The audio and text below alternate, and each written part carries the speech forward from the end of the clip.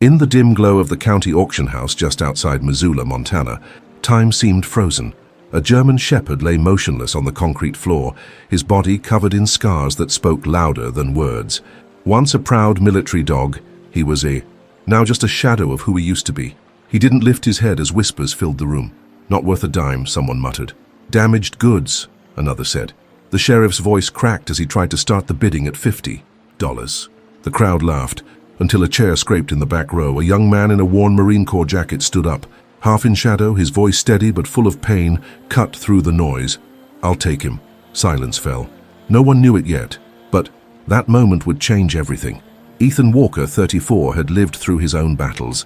His hands were calloused, his eyes distant. Since his last Marine deployment, he'd been home, but not really. The ranch he inherited from his grandfather was both a refuge and a prison. Every day was the same. Coffee at dawn, taking care of the horses, and fighting the memories that wouldn't let go. Calls from the VA went unanswered. Pills sat untouched in his bathroom. That morning, he hadn't meant to go to the auction. But a small ad in the local paper stopped him cold. Former military dog, aggressive, no training possible. Final auction before euthanasia. 6 short lines that made his hands tremble with rage. Ethan knew what those scars meant. Military dogs were supposed to be honored, not thrown away. The German shepherd's ribs poked through his dull fur, and his old wounds hinted at something darker than combat. What hit Ethan hardest were the dog's eyes. Flat, empty, lost. He knew that look. He saw it every morning in his own reflection. Claire Thompson, the local vet, stood quietly in a corner.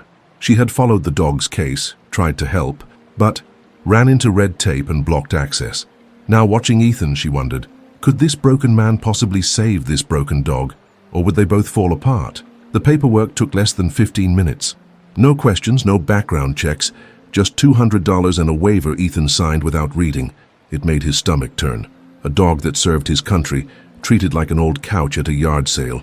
"He's all yours," the auctioneer said, handing over a worn leather leash. "But I'd use a muzzle, he's unpredictable." Ethan approached the dog slowly. His boots echoed on the concrete, but the shepherd didn't move. Still, Ethan saw the signs, tense muscles, ears back, a silent warning. He stopped 6 feet, away and crouched. "Hey, buddy," he said gently. "I'm Ethan. I'm not going to hurt you." The dog's eyes flicked toward him. Just for a moment, Claire stepped forward. "His records are a mess," she said. "He's been here 3 weeks. Won't let anyone touch him, barely eats." Ethan didn't take his eyes off the dog. "What's his name?" "They've been calling him Zero," Claire said bitterly, "because that's what they think he's worth." Ethan looked at the dog. "That's not your name anymore," he said softly. "We'll find you a better one." Then it happened. In a blur, the dog lunged, teeth bared, flying straight at Ethan's throat. But Ethan didn't move. Their eyes locked, and in that heartbeat something passed between them. Understanding. The dog stopped just short, his breath hot on Ethan's neck. Then slowly, he backed away, confusion replacing rage. "He should be put down," someone whispered. "No," Ethan said, steady as stone. "He's coming home with me." Getting the dog into the truck wasn't easy. The shepherd wouldn't move, frozen with fear. But Ethan didn't force him. He didn't shout or tug. He just sat beside him, talking softly about his ranch, about the open spaces and quiet mornings. An hour passed.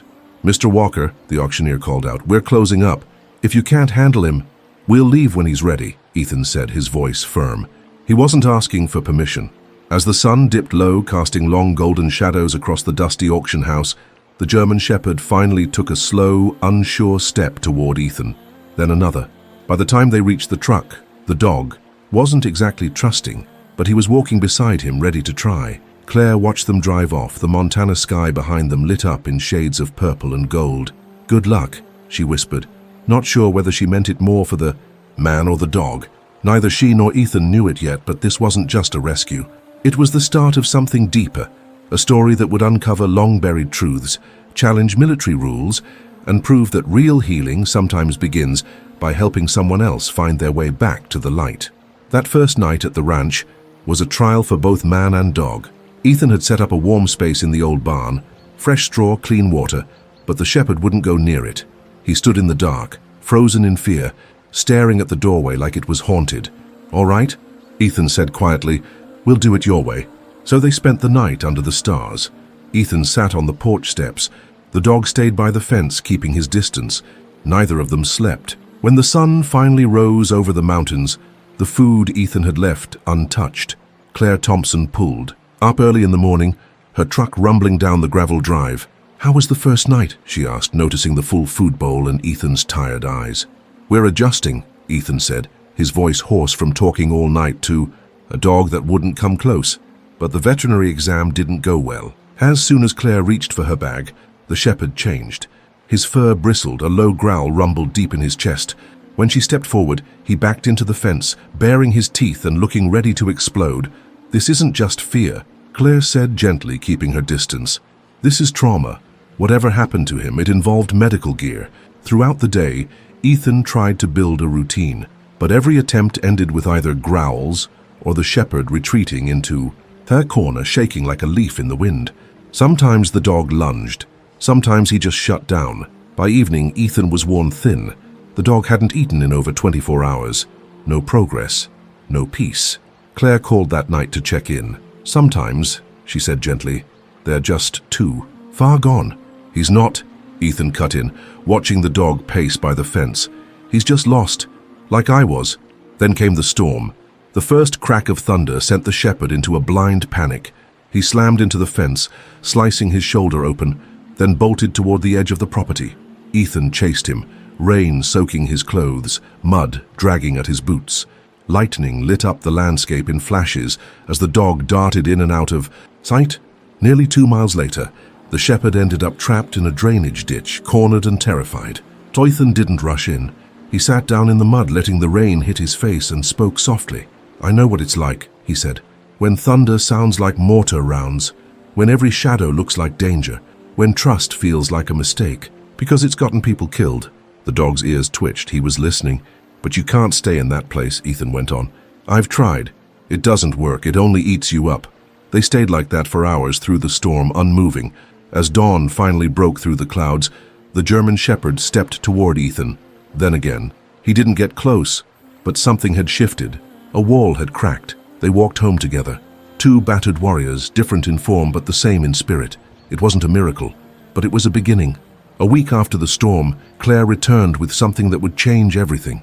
She sat at Ethan's kitchen table, a thick manila envelope in hand, her expression serious. "The military finally released his records," she said, laying out pages stamped with official seals. "His real name is Rex. He served with the Marine Corps in Afghanistan, Special Operations Command." Ethan's hand shook as he picked up the documents. Across the room, the dog, who he'd started calling Shadow for the way he followed, at a distance, watched silently from his usual spot by the door.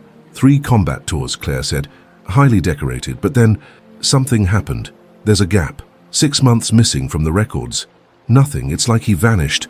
Ethan flipped through the training logs, his jaw tightening. These timestamps, they were running him 20 hours a day, he muttered. "No dog can keep that up." "There's more," Claire said, pausing as she pulled out the last document. The dates of Ethan's last deployment matched his own final tour. His voice barely rose above a whisper as he stared at Shadow, memories crashing in. He had been there, the day Baker's team was lost in Kandahar. The realization hung thick in the air. Shadow's ears perked up, as if something in Ethan's voice struck a memory. Then, for the first time, the dog stepped toward the table on his own. "Someone wanted him forgotten," Claire said gently. "Military dogs don't end up in civilian auctions, especially not with sealed files." Ethan stood abruptly, and Shadow backed into his corner. "Who handled him? Who was his last commander?" Claire shook her head. "Those pages are completely redacted, but I know someone at the Pentagon who might help." Quietly, as they spoke, Shadow grew restless.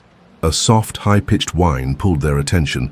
He was scratching at his neck. Ethan moved slowly, talking in the calm, steady voice he used with soldiers on the edge. This time, Shadow didn't retreat. Ethan's fingers found a small piece of metal under the thick fur, an old tag buried deep in scarred skin. "Call the clinic," Ethan said. "We need to find out what that is." That evening, Claire gently removed the tag under sedation. The numbers were mostly worn away, but one name stood out: handler, Major James Harrison. Ethan went pale. "Harrison? That's not possible. He was discharged 3 years ago for ethics violations." "You knew him?" Claire asked. "Everyone knew him. He ran the enhanced training program. People talked about what he did, but Nothing stuck. Ethan looked at Shadow, still groggy. Their eyes met, and for the first time there was recognition and fear. Whatever had happened in those missing months, it pointed straight to powerful people in the military dog unit. "What are you going to do?" Claire asked. Ethan didn't pause. "Find Harrison. Whatever Shadow went through, he deserves justice. They all do." They couldn't have known then how dangerous that choice would be, or how far the truth would reach.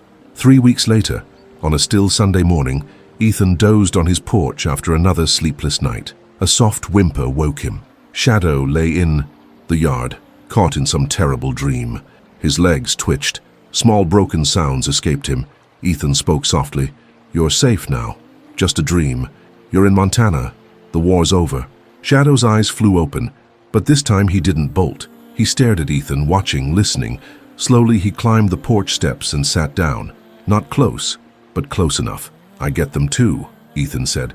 "The dreams where you can't. Save them, where everything falls apart." Shadow's ears twitched. His body relaxed just a little. Ethan kept talking about the ambush, about the rehab, about the guilt that still clung to him. When Dr. Thompson arrived, she froze at the sight. Ethan reading the paper, Shadow lying quietly nearby. Not touching, not fully trusting, but present. Peaceful. "This is amazing," she whispered. Ethan didn't look up. "We recognized each other," he said. "Sometimes that's all it takes." That day, trust started to grow. Shadow took food from Ethan's hand. When a car backfired, instead of running, he moved closer to the porch. Small moments, each one a step forward. That night, while fixing Shadow's dinner, Ethan got a call. Claire's Pentagon contact had found something. "They found Harrison," Ethan said, tension creeping into his voice. "He's with a private, military contractor now, training dogs for overseas security." Ethan's knuckles went white on the counter, still hurting them, still getting away with it. Shadow approached slowly, drawn in by Ethan's pain. He didn't hide this time. His legs shook. His ears flattened at Harrison's name. "I promise you," Ethan said, kneeling down to Shadow's. "He'll never hurt another dog," Ethan said firmly. "Whatever it takes, we're going to stop him." Shadow looked right at him, and in that quiet moment, their shared pain became something bigger, a mission, a reason to move forward, a way to protect others from the same suffering. As the sun dipped behind the hills, Shadow stood taller, like a soldier remembering his duty. That night, Ethan made a choice.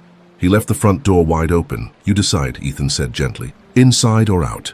You're not trapped here." Shadow stayed in the yard for a long while, watching. Then, with slow and careful steps, he walked up the porch and into the house. He didn't lie down or relax, staying close to the door, alert. But he came in. He chose to trust, even just a little. That night, for the first time since Shadow arrived, both man and dog slept peacefully. No nightmares.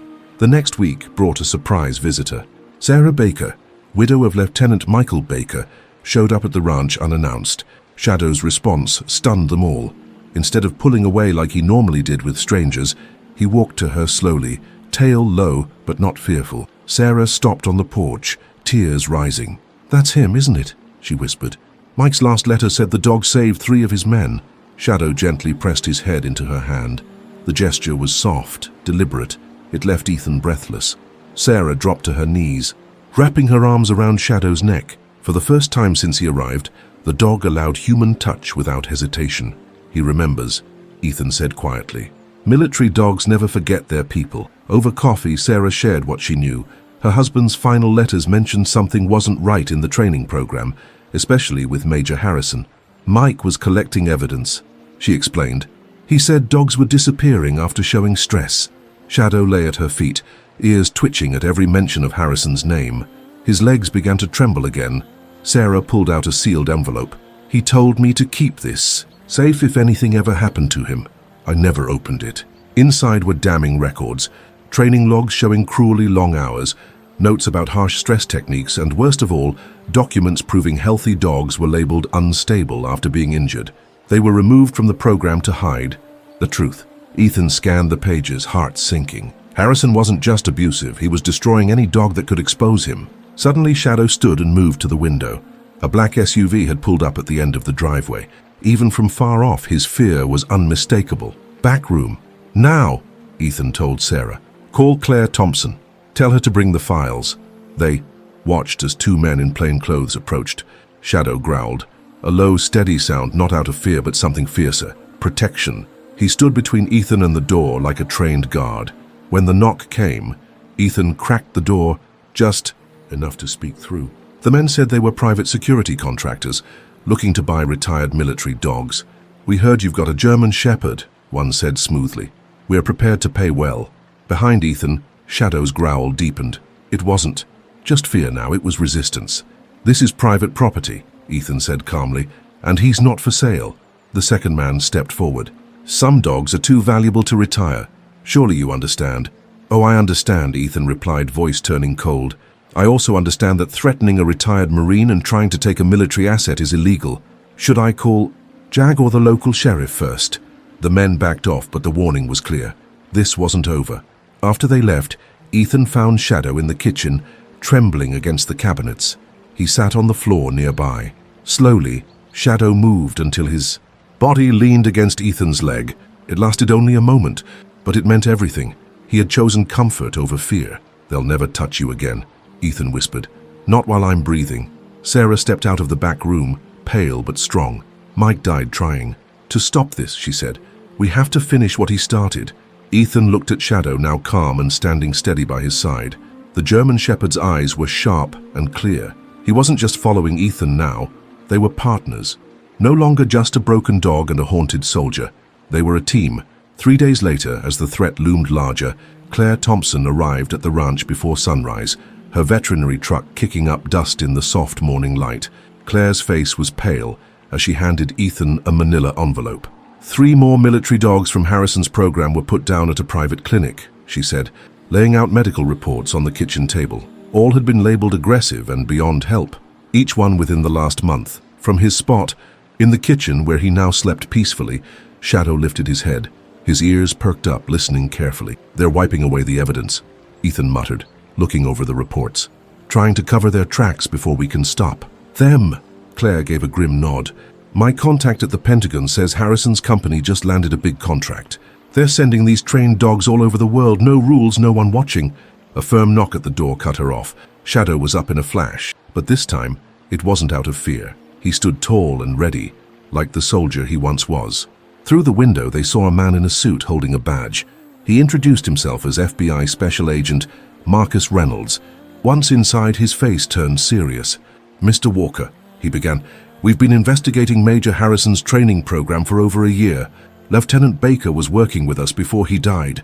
Shadow placed himself between Ethan and the agent, eyes locked on Reynolds.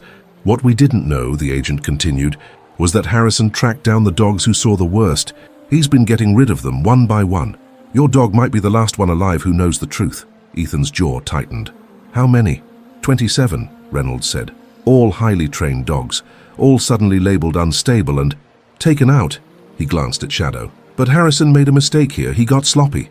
Claire spoke up from the corner. "The ID tag we pulled out of Shadow. It had a GPS tracker." Reynolds nodded. "That's how they found you. But it might also prove Harrison was spying on discharged dogs, a major breach of military rules." As the conversation continued, Shadow slowly moved closer to Ethan. Not out of fear, but like he was getting ready to defend his partner. His old training was coming back, not out of obedience, but loyalty. "Harrison has deep ties," Reynolds warned. "High-ranking officers, private firms, maybe even politicians. He's dodged charges before. We need solid proof." "What about the documents from Sarah Baker?" Claire asked. "It's a start," Reynolds said, "but we need more." Just then, a loud crack echoed from outside. Shadow moved like lightning, throwing himself into Ethan and knocking him away from the window a split second before the glass shattered. Reynolds pulled his gun, securing the room. Claire hit the floor, behind the counter.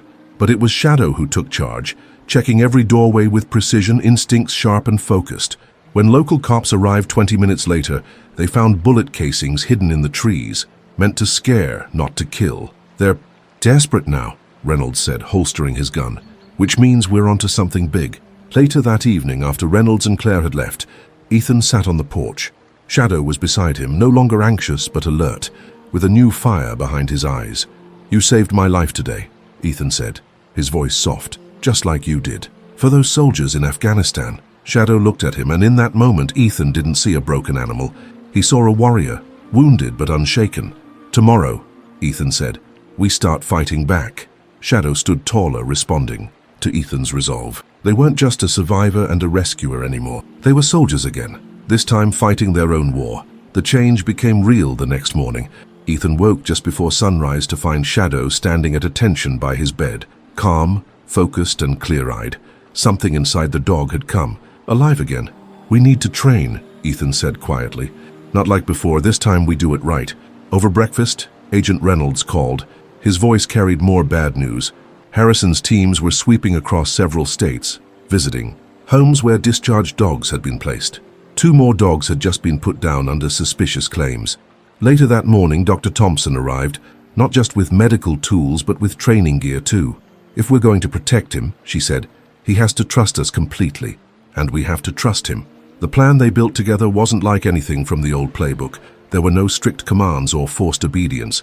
This time, they let Shadow lead. Trust had to be earned, not forced. They started with basic medical checkups.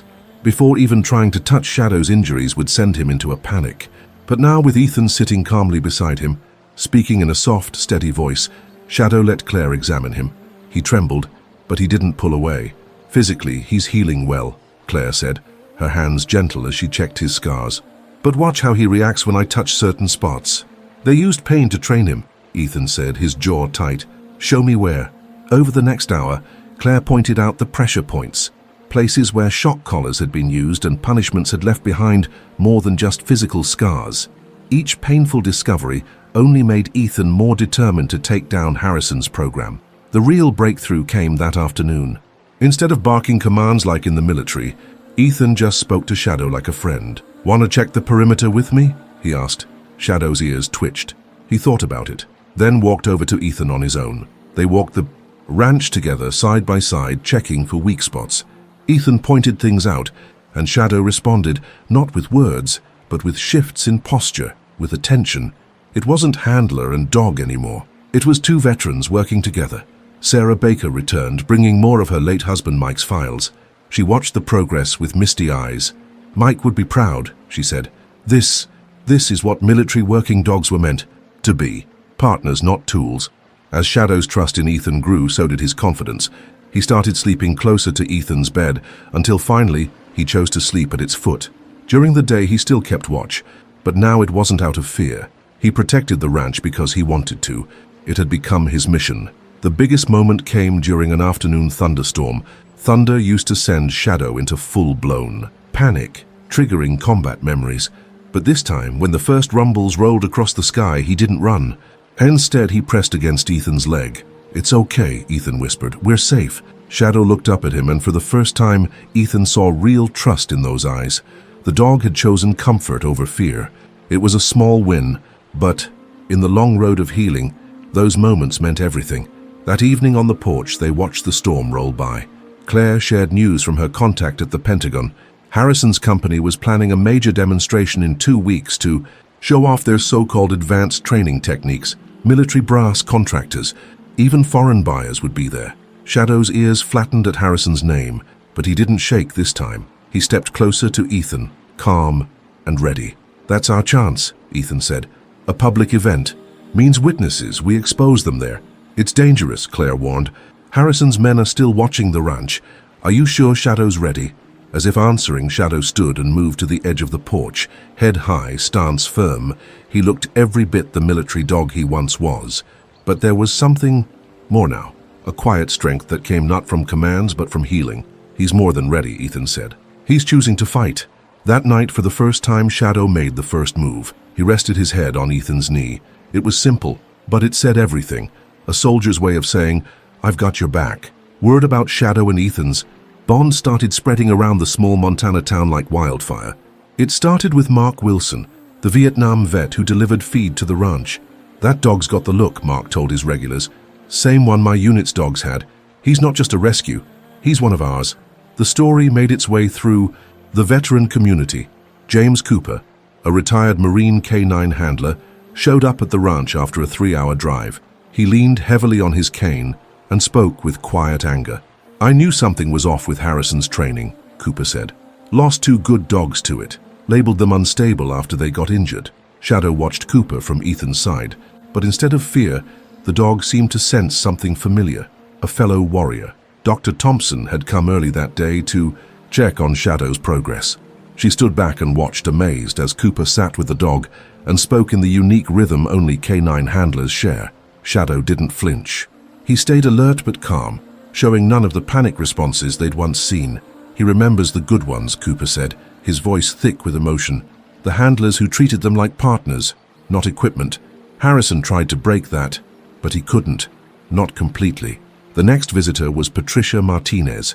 Her son had served in Afghanistan with a military working dog. She didn't come for Ethan.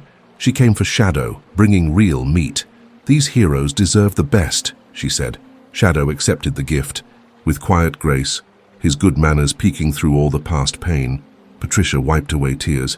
My David would be here himself, but she didn't need to finish. Everyone understood the weight of war.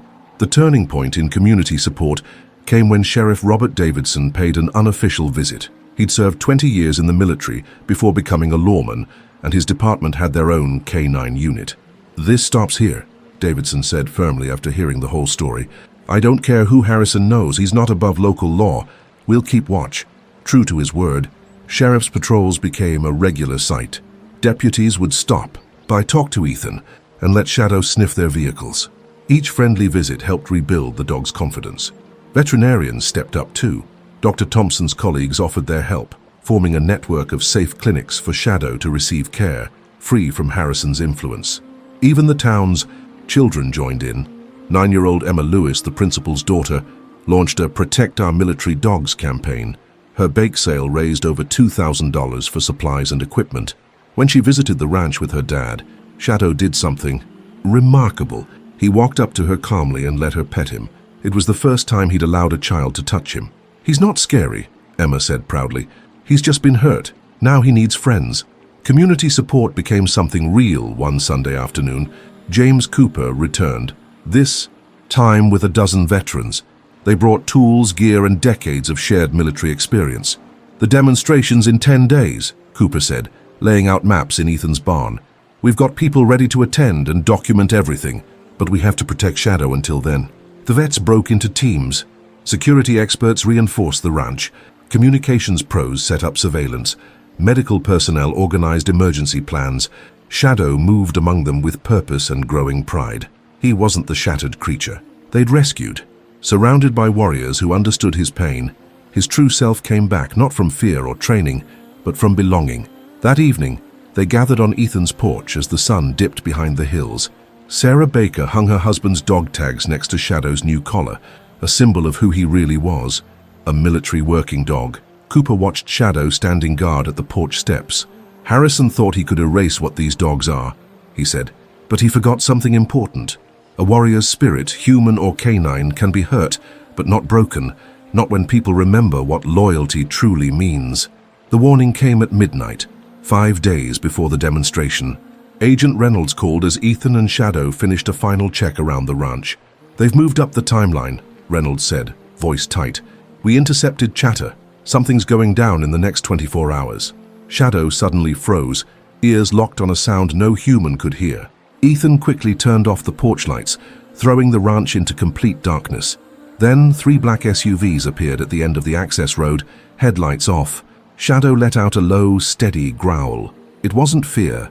It was a soldier's warning. They're here, Ethan told Reynolds, keeping his voice calm.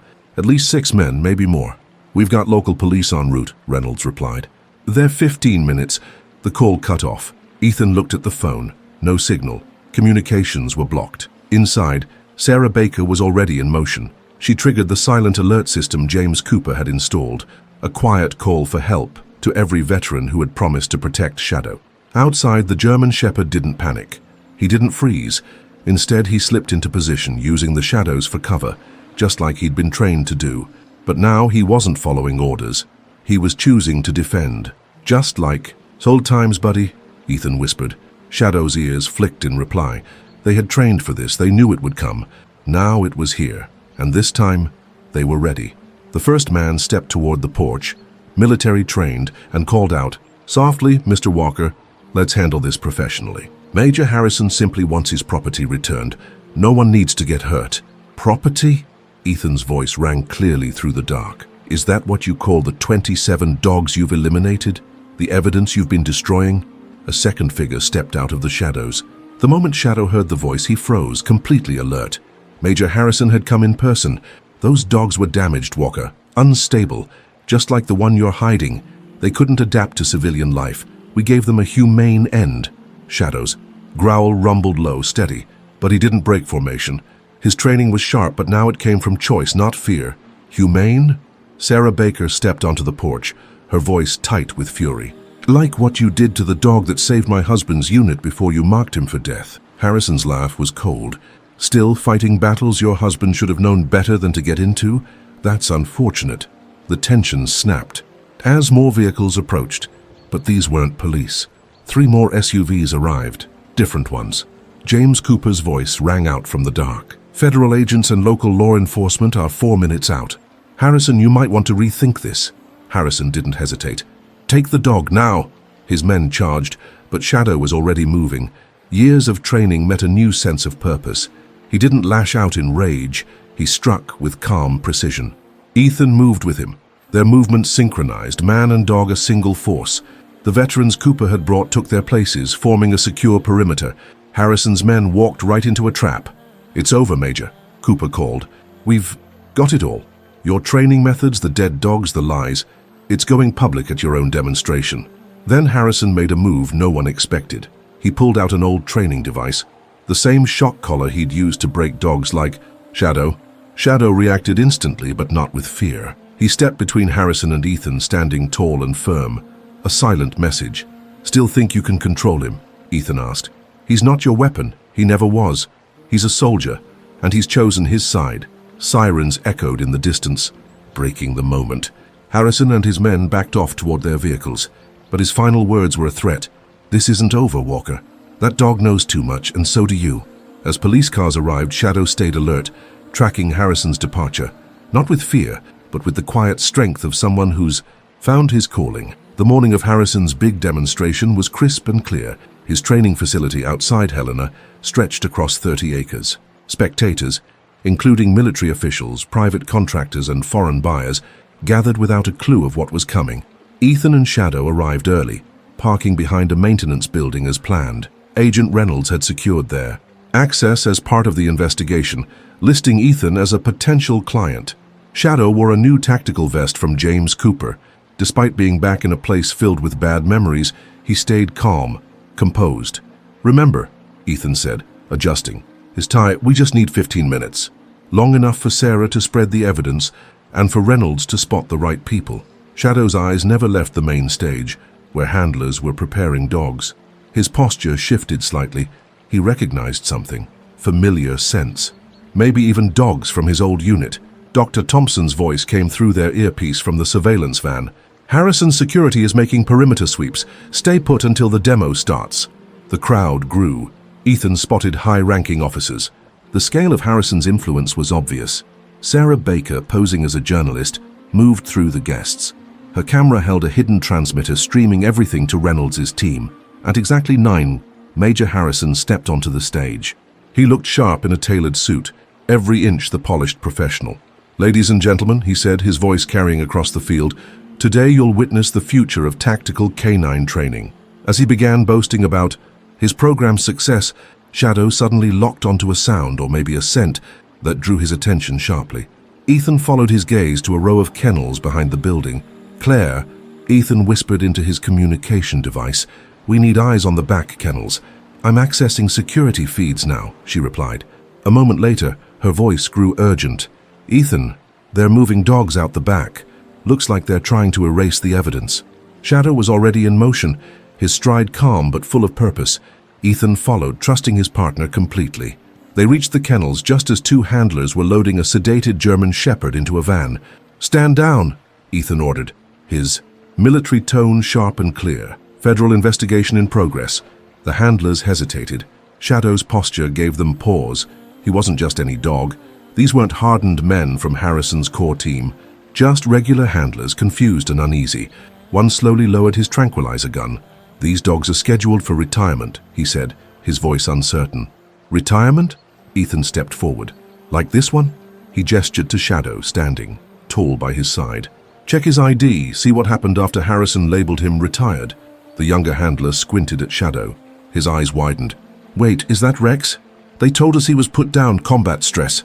Shadow's eyes locked on the sedated dog in the van. His whole body sent a clear message. Not again. Not another one. Then came Harrison's voice, much closer. Now, is there a problem here, gentlemen? He appeared with 2 security men. At the sight of Shadow, his polished demeanor cracked for just a second.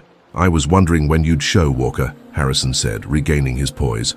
Though I expected more drama. No drama needed, Major, Ethan said calmly.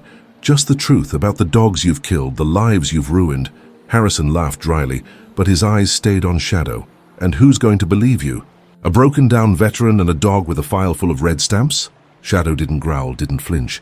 He stepped forward and sat in a perfect military pose, still strong, proud. Every inch of him reflected his training and courage. He wasn't just a survivor, he was proof. The younger handler stepped away from the van, looking at Harrison with growing doubt. Sir, what exactly are we doing with these retired dogs? That question, simple, honest, started to unravel everything. The confrontation caught attention. Military observers wandered over, curious about the delay. Harrison stayed outwardly calm, but the crowd growing behind him made his eyes flicker with unease. Ladies and gentlemen, he said smoothly, I apologize. We're dealing with a disgruntled former client. Security will resolve this. Just then, Agent Reynolds stepped forward, flashing his FBI badge. Actually, Major Harrison will be handling this. This demonstration is now part of an active federal investigation. Sarah Baker emerged from the crowd, no longer pretending to be a journalist. She held a thick folder. Her voice was steady and clear. These are training records, she said. They show what really happens to dogs that don't meet the Major's standards. Harrison's guards moved toward her, but Shadow stood his ground, placing himself between them and Sarah. His presence stopped them cold. Several foreign observers pulled out their phones, filming the unfolding scene. My husband, Lieutenant. Michael Baker documented everything, Sarah continued. The abuse, the cover-ups. The dogs quietly eliminated for knowing too much. Dr. Thompson arrived next, holding medical files. These animals didn't fail training, she explained. They were broken on purpose. When they showed signs of mistreatment, they were labeled unstable and destroyed. One of the handlers from the kennels stepped forward. Sir, he said to the ranking officers, we've been sedating and shipping out dogs for retirement for months, but they never made it to any facility. Harrison finally lost control. These dogs are military assets, he barked. Their handling is a matter of national security. You have no right to interfere. Authorized, came a strong voice. James Cooper appeared, leaning on his cane. Is this what you call authorized? He projected photos onto the big demonstration screen, images so disturbing that some people looked away. And still Shadow sat, steady, proud. His transformation from broken auction dog to full-fledged military working dog was undeniable. He didn't need words. His very presence spoke volumes. This animal, Ethan said to the crowd, was one of your most successful military working dogs, 3 combat tours, multiple commendations. And then, under Harrison's enhanced training, he was marked for death. Before they could step in, Harrison tried one last time to save face. That dog is unstable, he shouted, pulling out a cruel training device once used to break dogs' spirits. It gave off a sharp sound meant to terrify. Shadow's ears pinned. Back, but he didn't move. Instead, he looked at Ethan, waiting, not out of fear, but trust. That's the difference, Major, Ethan said quietly. He's not afraid anymore. He's choosing to stand his ground. Military police called in by the senior officers were already approaching. In a final act of desperation, Harrison pulled out a hidden weapon. These dogs are my property, my program, my reputation. But Shadow reacted instantly. His training and new sense of purpose kicked in. In one smooth, precise move, he disarmed Harrison, calm, in control, and powerful without being violent. It was everything Harrison tried to erase from him, now shining through. As Harrison was taken away in cuffs, Dr. Thompson and her team began checking on the sedated dogs in the van. Each would now get a chance at healing, just like Shadow had. One of the top military officers walked up to Ethan and Shadow. We had no idea, he said solemnly. The reports we got, he stopped, his gaze full of respect. This ends today, all of it. Sarah Baker, holding the documents her late husband had collected, watched it all fall apart. Mike would be proud, she whispered to Shadow. You finished what he started, but the moment wasn't over. A sharp bark rang out. One of Harrison's dogs, still groggy from sedation, had panicked and slipped away, running straight toward a busy highway. Shadow didn't wait for orders. He looked to Ethan. With a nod from his partner, Shadow bolted. His body moved with precision and purpose, not from commands, but from compassion. The other handlers stopped in awe. Shadow caught up to the terrified young German shepherd, putting himself between the dog and the road. His posture wasn't threatening, just calm and solid, like a friend saying, "You're not alone." Dr. Thompson, watching, explained, "He knows exactly what that dog's feeling. He's been there." The younger dog was defensive and afraid, the same way Shadow used to be, but Shadow didn't flinch. He slowly closed the distance, step by step, showing the other dog he was safe. Then, in a gesture that stunned everyone, Shadow laid down, staying vulnerable and making eye contact. It was trust, real and quiet. The frightened dog slowly responded, his fear melting into curiosity, then cautious hope. He moved closer, drawn in by the gentle strength only another survivor could offer. James Cooper, standing with his cane, said softly, "We used to call this a battle buddy, soldiers helping soldiers. These dogs never lost that. Harrison just tried to bury it." The young dog finally reached Shadow. Tears welled up in the eyes of many who watched. Shadow calmly walked him back toward the medical team, never leaving his side. "That, Agent," Reynolds told the military officials, "is the dog Harrison called too dangerous to save." The senior general stepped forward once more. "Mr. Walker," he said, "we owe you and this remarkable animal both an apology and a deep thank you." Sarah Baker captured it all in one powerful photo. Shadow standing tall next to Ethan. No longer broken, now proud, whole and chosen. "What happens now?" one of the foreign observers asked, clearly moved. Ethan glanced at Shadow, who sat beside him, proud and calm. "Now," Ethan said, "we help the others. Every dog from this program deserves the same chance Shadow got, to heal, to trust again, and to choose their own path." Dr. Thompson joined them with news. "These dogs will need a lot of work," she said. Then she smiled at Shadow. "But thanks to him, we've got the perfect blueprint for how to help them." As the facility was secured for investigation, Shadow made one final powerful statement. He approached Harrison, now in custody, the man who had once tormented him. But instead of showing fear or anger, Shadow showed indifference. He no longer feared Harrison. "That's the real victory," Ethan said proudly. "Not just surviving, but moving beyond the pain and growing stronger from it." With Harrison arrested, the rescued dogs were moved to rehabilitation centers. Shadow, in his quiet way, became a calming presence, helping the other dogs adjust to their newfound freedom. But fate had one more test in store.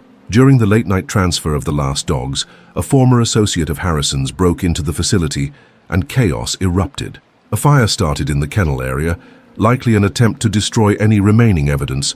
Dr. Thompson's team worked fast to evacuate the dogs, but two young shepherds, still sedated, were trapped in the flames. Without hesitation, Shadow broke, away from Ethan's side, and rushed into the smoke-filled building. "Shadow, wait!"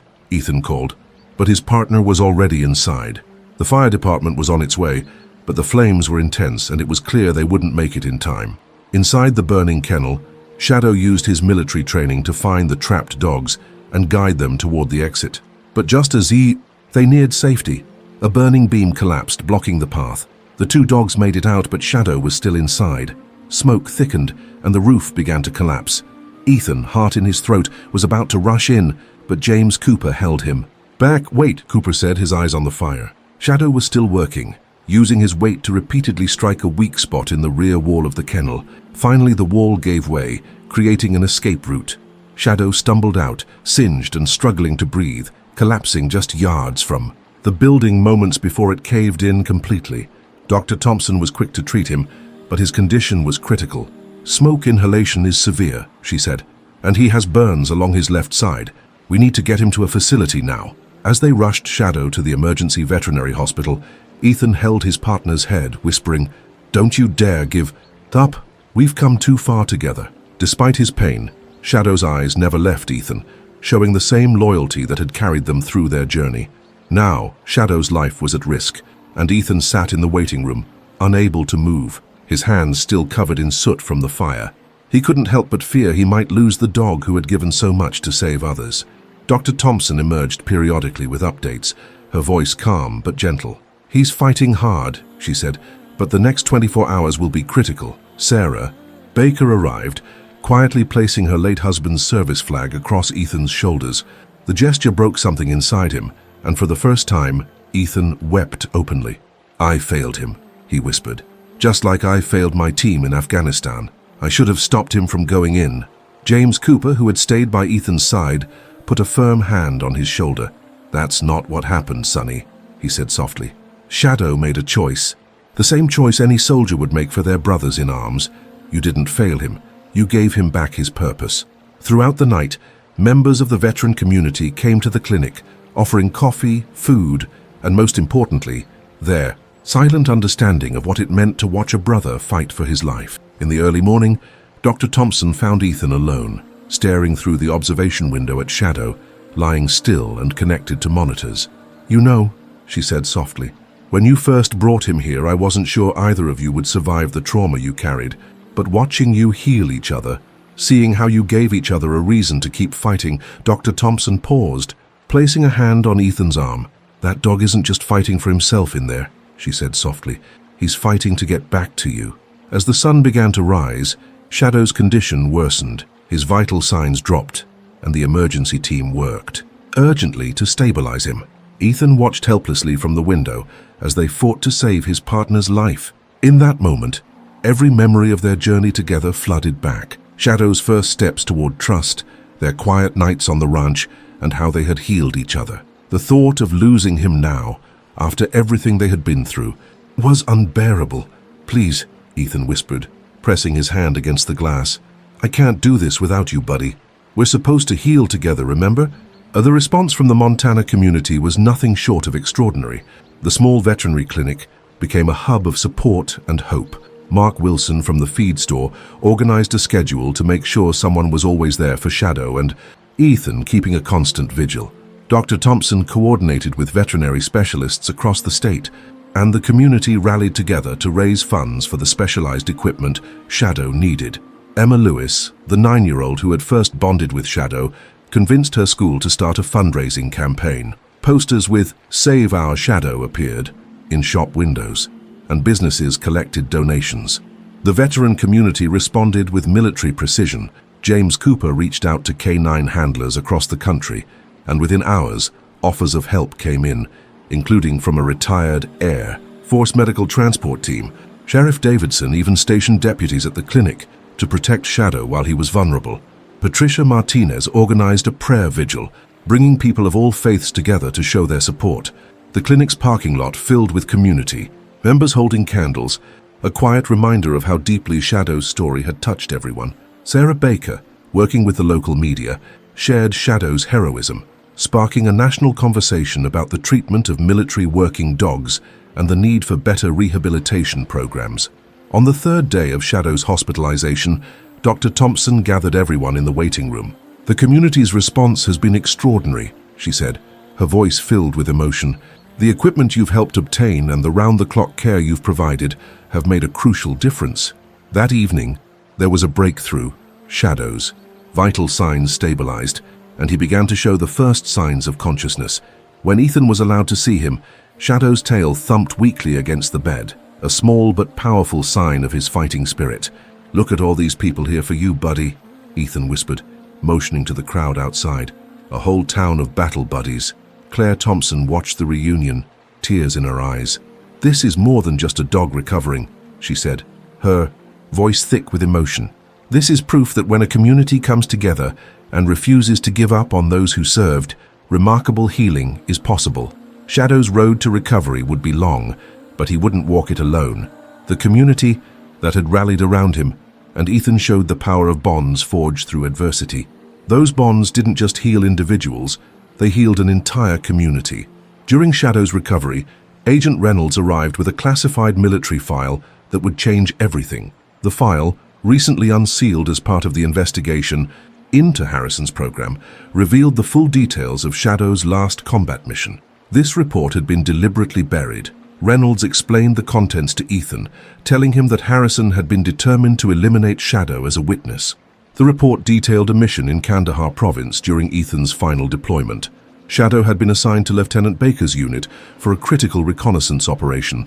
The report revealed that Shadow had detected signs of an ambush well before it was launched, but his handler, under Harrison's orders, ignored the dog's warnings. Harrison had been pushing his aggressive training methods, wanting to prove they were more effective than traditional techniques. He ordered the handler to force Shadow forward, despite the dog's clear signs of distress. The report went on to explain how Shadow had broken free from his handler's control and warned Lieutenant Baker's unit, saving many lives. However, this act of instinctive bravery had directly challenged Harrison's training philosophy. Shadow had proven that natural instinct and proper training were more reliable than forced compliance. Reynolds explained it.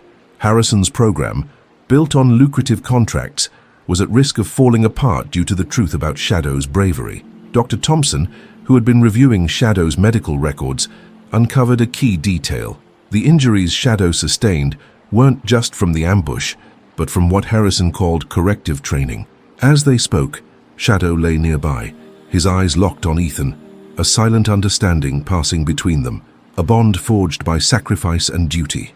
Lieutenant Baker's final report, written just before his death, praised Shadow's actions. The report called Shadow's disobedience, which had saved lives, a true reflection of military principles. "This dog deserves commendation, not punishment," it concluded. Ethan sat with the report, his hand resting gently on Shadow's head. "You were protecting them," he whispered, "just like you protected those dogs in the fire. That's who you've always been." Reynolds, reviewing the new evidence, said, "This changes everything. With this, we can push for a complete overhaul of the military dog program. Shadow's story will ensure no other dog suffers like he did." The next revelation came when Sarah Baker brought in her late husband's journal. Mike's journal detailed how Shadow's behavior changed before the ambush in Afghanistan. He had become agitated, trying to pull his handler away from a dangerous route.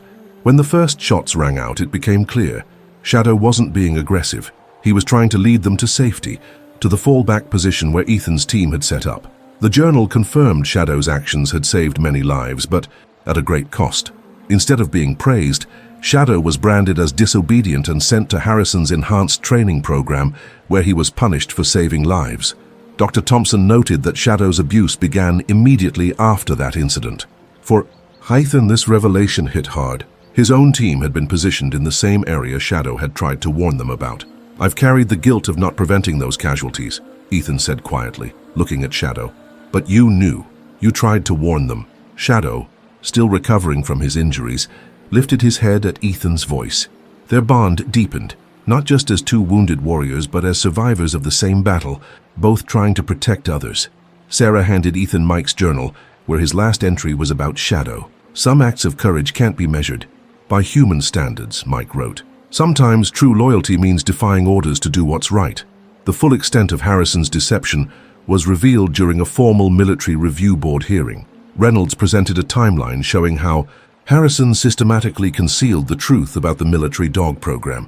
Documents from the investigation uncovered that Harrison had created two separate reporting systems, one that made his program look successful and another that hid the abuse and elimination of dogs who showed independence or resistance.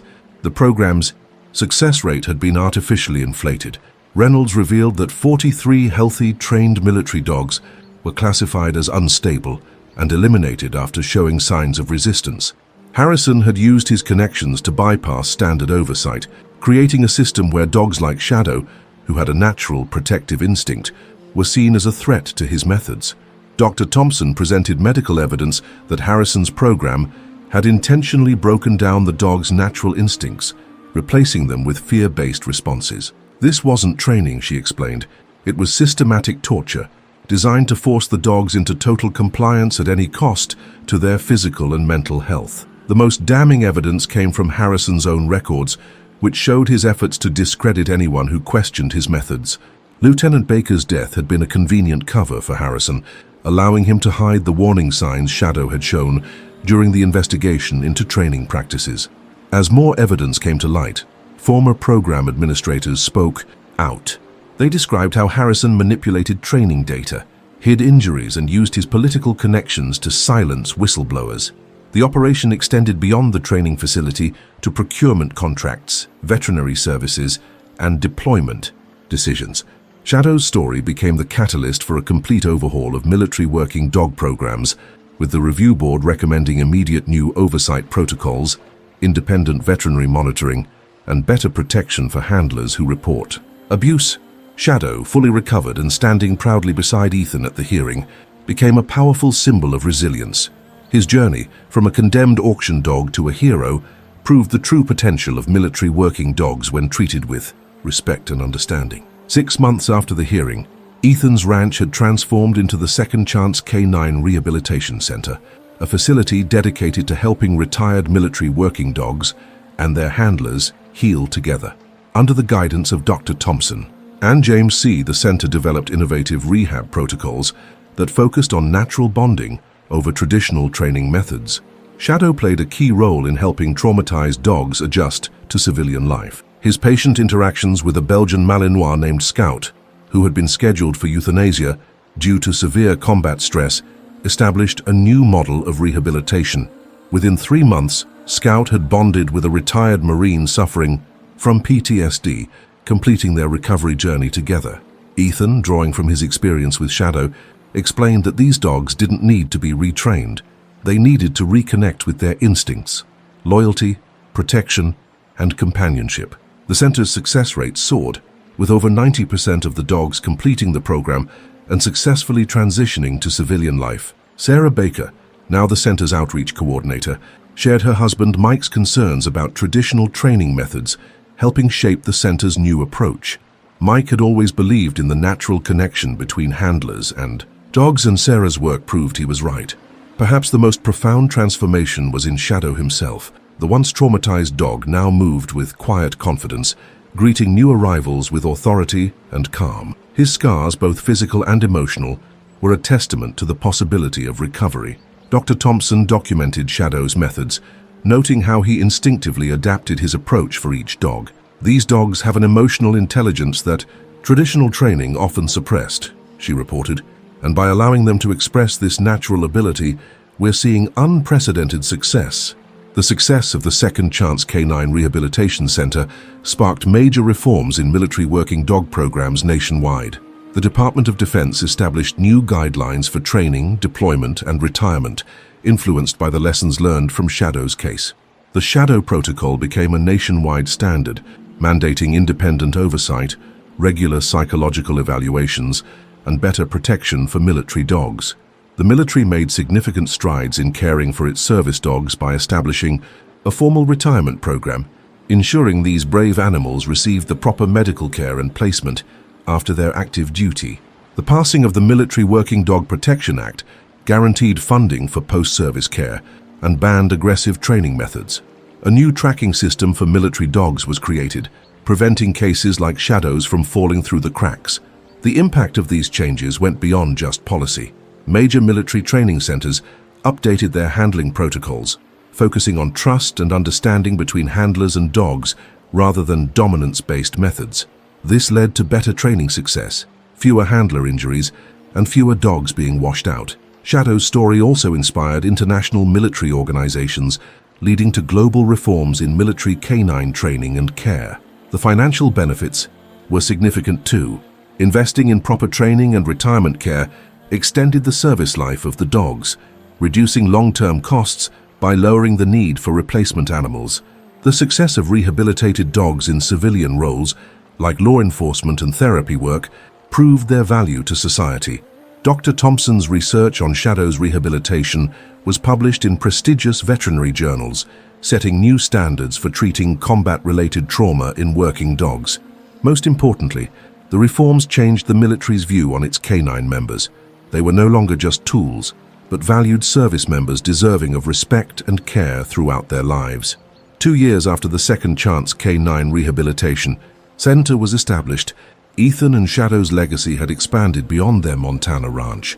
On a crisp autumn morning, they watched a new group of veterans and their dogs arrive for rehabilitation.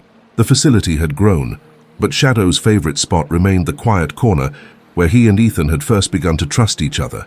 The program they developed, called the Shadow Walker Method, focused on the healing of both the handler and the dog. Military medical professionals documented significant improvements in PTSD symptoms among veterans, while veterinary studies confirmed the program's success in rehabilitating traumatized dogs. Shadow, now gray around the muzzle but still standing, tall, had become a symbol of resilience. His quiet guidance of new arrivals showed a wisdom that transcended traditional training methods. Veterans often noted that Shadow seemed to understand their struggles, offering silent support during difficult moments. Sarah Baker continued to ensure that her husband's legacy lived on through the program. The center's library, dedicated to Lieutenant Baker's memory, housed valuable resources on military working dog welfare and rehabilitation techniques. Dr. Thompson's clinic became a vital part of the center, specializing in the medical needs of retired military working dogs and earning international recognition in veterinary medicine.